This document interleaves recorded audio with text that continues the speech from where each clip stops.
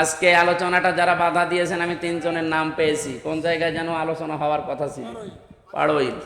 Direct ফতোয়া দিচ্ছে, এ আর লোকাচুরি করে লাভ নেই। কোরআনে কারিমের কথা যদি কেউ বাধা দেয়, দুনিয়ার একটা বিষয় তো আছে, আখেরাত তার ধ্বংস, এবং তাকে আল্লাহ দুনিয়ায় কিছু দেখাবে। আমি আজকেও আসার সময় বাংলাদেশের গোয়েন্দা বিভাগের প্রধান যিনি, উনি কথা বলছিলেন যে আপনি সারা দেশে উন্মুক্তভাবে কোরআনের কথা যে ফোর্সে আল্লাহ দিয়েছেন ওই ফোর্সে বলবেন, কোনো বাধা নেই, কোনো নিষেধ নেই, কোনো অনুমতি নেই। কেউ যদি কিছু বলে, সে যেই হোক, শুধু আমার একটু জানাবেন, বাংলাদেশের যেখানেই থাক ওর ঠ্যাং ভেঙে ফেলবো। কিন্তু দুইটা কথা উনি জানিয়েছেন। এক নম্বরে, যেখানেই মাহফিল করবেন কমিটিকে বলবেন তারা যেন মেয়েদের জায়গাটা আলাদা রাখে, ওখানে যেন পুরুষ মানুষ ঝামেলা না করে। দুই নম্বরে, ওনাদের যে নিরাপত্তা, বিশেষ করে শারীরিক কোনো ঝামেলা হলে ওই জায়গাতে ওইরকম পোশাক পায়খানা টয়লেটের ব্যবস্থা যেন করা লাগে সামর্থ্য অনুযায়ী। এই দুইটা মানবেন, বাকি কোরআনের আলোচনায় কোনো বাধা নেই। আজকে আলোচনাটা যারা বাধা দিয়েছেন, আমি তিনজনের নাম পেয়েছি। কোন জায়গায় যেন আলোচনা হওয়ার কথা ছিল, পাড়ইল। এটা পাড়ইল না? যারা বাধা দিয়েছেন আমি ওনার কাছে তাদের নাম ডিটেলস লিখেছি, দিয়ে দেব। শুধু এলাকায় থাকা না, দেশেও থাকতে পারবেন না। এটা আর এই আগস্ট মাসের 5 তারিখের আগে নেই, এখন 5 তারিখ পার হয়ে গেছে। টের পাচ্ছেন কোথায় আছি আমরা? এই জন্যে নরম ভাষায় বললাম এটা। আর দ্বিতীয় নম্বর, আল্লাহর ফতোয়া যেটা আছে, কোরআনের কথা যেতে কেউ বাধা দেয়, তার জানাজার নামাজ নেই, তারে কবরে দেওয়ার দরকার নেই, কারণ ও এমনিও জাহান্নামে যাবে, অমনিও জাহান্নামে। আবু জেহেলে কোরআনের বিরোধিতা করে আবুল হাকাম থেকে আবু সাহিল হয়েছিল। আপনার নাম যতই সুন্দর থাক, যদি সত্যি আল্লাহর কোরআনে বাধা দেন, আপনার নামও কিন্তু উল্টাপাল্টা বিষয় লেগে যাবে। আমি ওপেন বলছি, রাজনৈতিকভাবে এদেশে যেহেতু ইসলাম কায়েম করার জন্যে চেষ্টা অনেকে চালাচ্ছে, সবচাইতে বেশি শ্রম এবং কোরবানি যারা দিয়েছে তাদের ভেতরে আপনারা সবাই স্বীকার করবেন এক বাক্যে, বাধ্য হবেন, বাংলাদেশ জামাত ইসলামী। এটা সবাই জানে, সে যেই হোক। এই জন্য দিন কায়েম করা যেহেতু ফরজ, নামাজের মতো ফরজ, এই বিষয়টা সামনে রেখে আমার দিন কায়েমের জন্য যারা চেষ্টা চালাচ্ছে, ইসলামী দল যতগুলো আছে তার ভেতরে, এটা আমার ভালো লাগে। এই জন্য আমি এটাকে সাপোর্ট করি মনে প্রাণে, এবং যত রকমের সাহায্য আছে আমি সব করার চেষ্টা করি। দ্বিতীয় নম্বর বিষয়, এইটা তো আর রাজনৈতিক অনুষ্ঠান না, প্রচলিত যে রাজনীতি, এমনিতে রাজনীতি ফরজ, কিন্তু কোরআনের, কিসের? কোরআনের রাজনীতি করা ফরজ। 903টার উপরে আয়াত আল্লাহ ডাইরেক্ট ইনডাইরেক্ট মিলে দিয়েছেন, ওটা ফরজ না হলে এত কথা দিত না। যেহেতু প্রচলিত যে রাজনীতির কথা আমরা অনেকে বুঝতেছি 53 বছরে, ওই রকম একটা অনুষ্ঠান এটা না, এটা একটা এবাদত। এটা কি? কোরআনে কারিমের এই আলোচনাটা একটা এবাদত। আর এবাদত, এখানে সব মানুষের মতের পথের লোক আমরা এসেছি এবাদতটা বোঝার জন্য। কোরআনের তাফসির লিখে দিয়েছেন, আমরা তাফসির এখানে কথা বলবো, কোনো দিকে টেনে না, কোনো দিকে চেপে না, আমি আল্লাহর দিকে তাকিয়ে কথা বলি, ওইভাবে বলবো ইনশাআল্লাহ। আমাদের আসল উদ্দেশ্য আল্লাহ যেন আমাদের পরিবর্তন করে দেন। নিয়ামতের শুকরিয়া আদায়ের যে বিষয় শর্তগুলো বললাম কোরআন দিয়ে, 1 নম্বরে স্বীকার করবেন আপনি যে এটা নিয়ামত। কি অবস্থায় ছিলাম আপনি নিজেও জানেন, আমিও জানি। আমি বাংলাদেশের বৈধ নাগরিক, আমার বাড়ি পাশের বিভাগে, খুলনা বিভাগে, কুষ্টিয়া, এটা পাশের বিভাগ রাজশাহী। এই মান্দাতে আমি এসেছিলাম বিয়ে খাওয়ার জন্য, একটা বিবাহ অনুষ্ঠানে আমার আসতে দেয়। বলেন তো কোন অবস্থায় ছিলাম?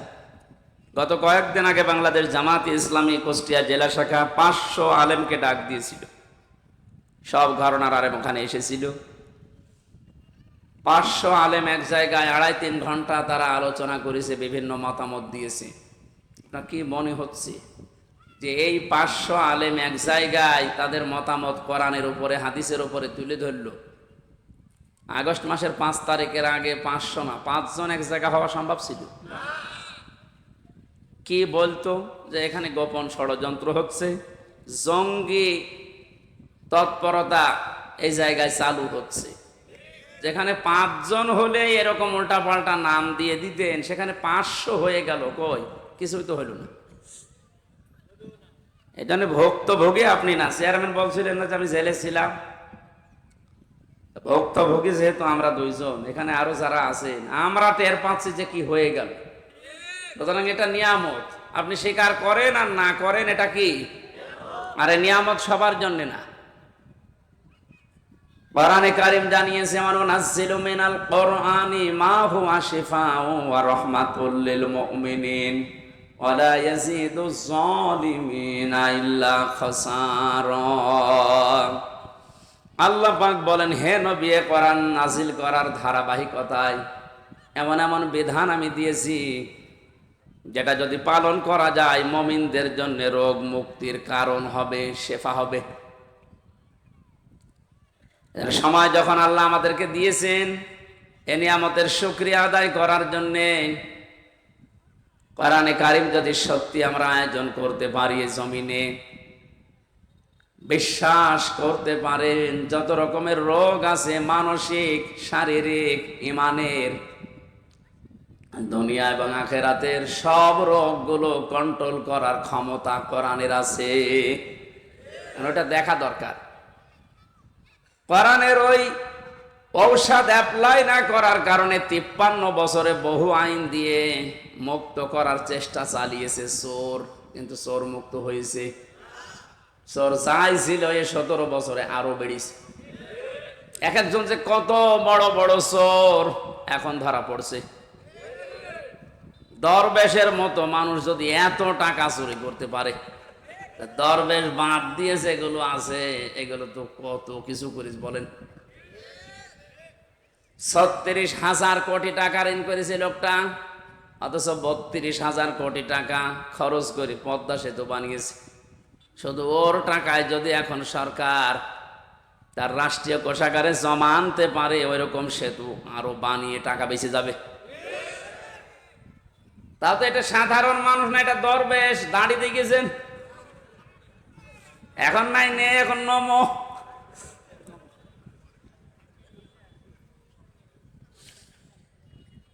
এই জন্য চোর মুক্ত করার জন্য বহু চেষ্টা চালিয়েছে। 0 টলারেন্স পর্যন্ত ঘোষণা দিয়েছিল বঙ্গবন্ধুর মেয়ে, পারে তো নাই। চোর দিন যত গেছে তত বেড়েছে, কারণ চোর মুক্ত করার জন্য যে ঔষধ দরকার এ 53 বছরে পড়ে নাই।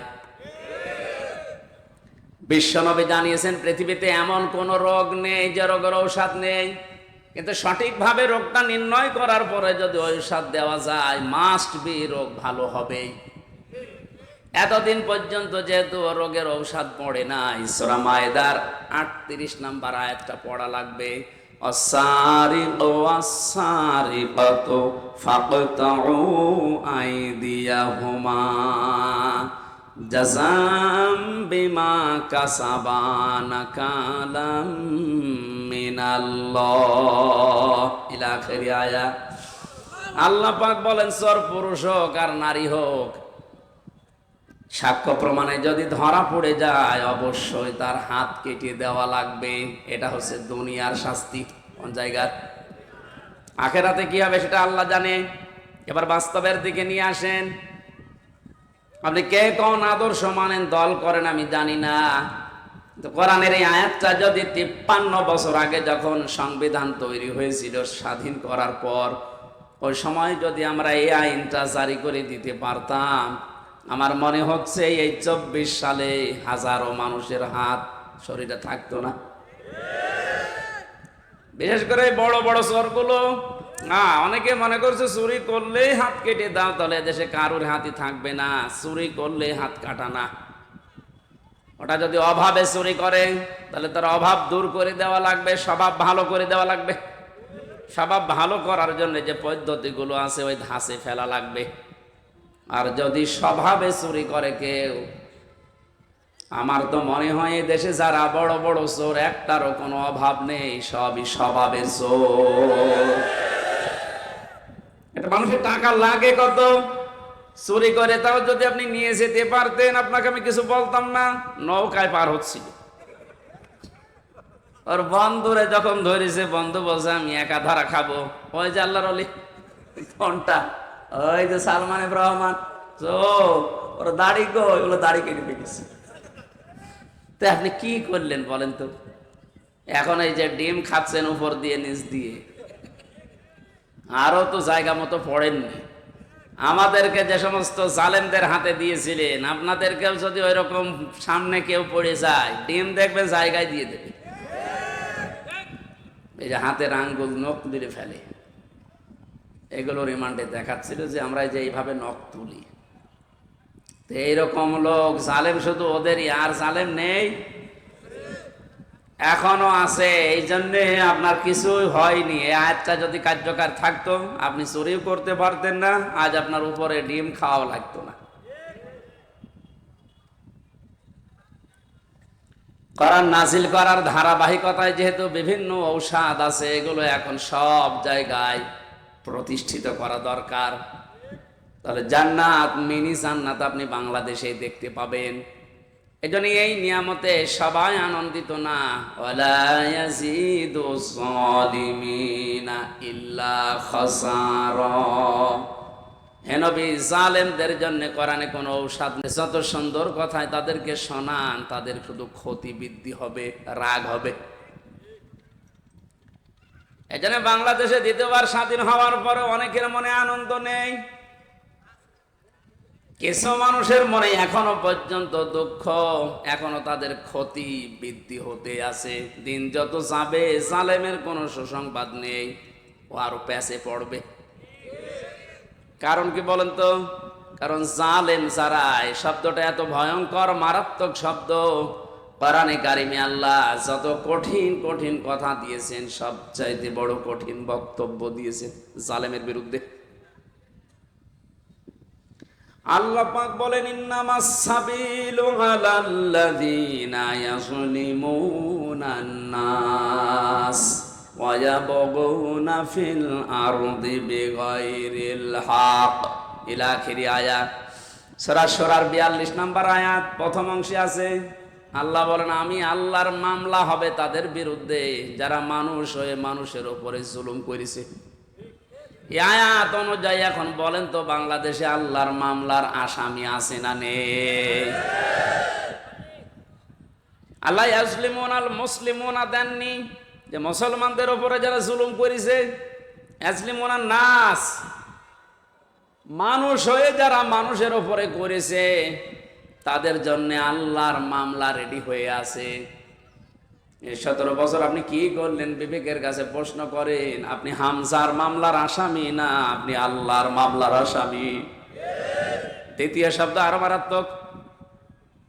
ওয়ায়াবগুনা ফিল আরদি বিগাইরিল হক, অন্যায় ভাবে যারা পৃথিবীতে বিশৃঙ্খলা তৈরি করার জন্য বিদ্রোহ করে। এই 5 তারিখের পর থেকে 4-5টা গ্রুপ বিদ্রোহ করে ফেলেছে, সামনে এখনো 2-3টা আছে। আপনি এখন আনসারের নাম নিয়ে অধিকার আদায়ের জন্য মাঠে নেমেছেন। 17 বছর কোথায় ছিলেন? আমরা তো জরিপে এখন দেখতে পাচ্ছি 40,000 যদি আনসার নিয়োগ হয়ে থাকে 9 সাল থেকে 17 সাল 24 সাল পর্যন্ত, তার 33,000 সব গোপালগঞ্জের। এতদিন আপনি মায়ের কাছে বলতে পারেননি, এখন মামার কাছে, মামা বাড়ি আবদার পেয়েছে।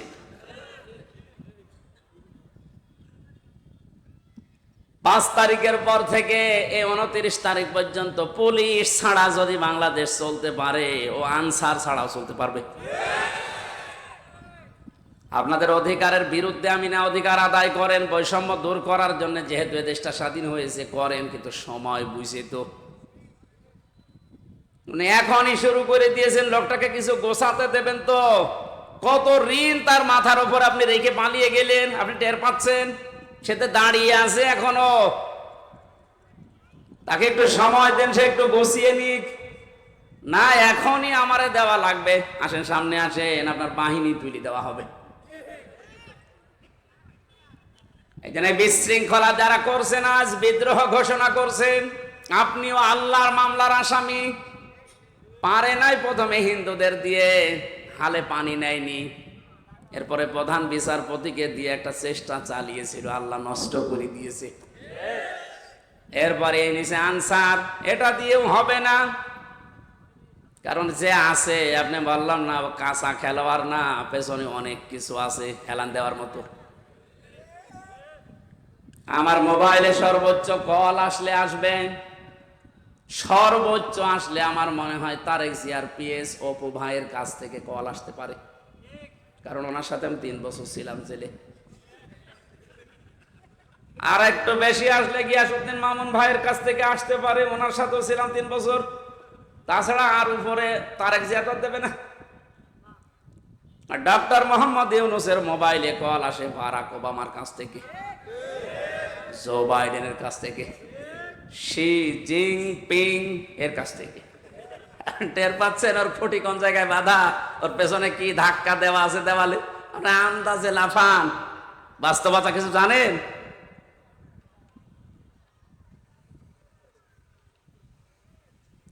আজ অনেকে আপার কাছ থেকে মোবাইলে কল পেয়ে বলছে আপা ঘাবড়াবেন না, আপনি ঘাবড়ালে আমরা নরম হয়ে যাই।